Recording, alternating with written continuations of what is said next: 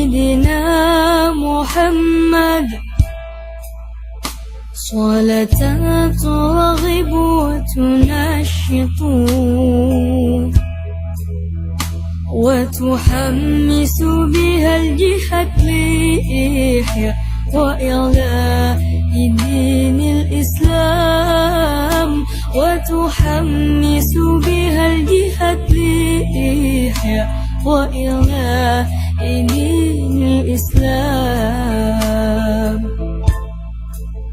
اللهم صل على سيدنا محمد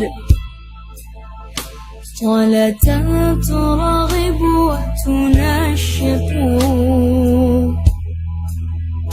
وتحمس بها الجهاد لإحياء وإعلاء دين الإسلام، وتحمس بها الجهاد لإحياء وإعلاء دين الإسلام، وإظهار الشعائر على طريقة جمعيات نهضة العلماء.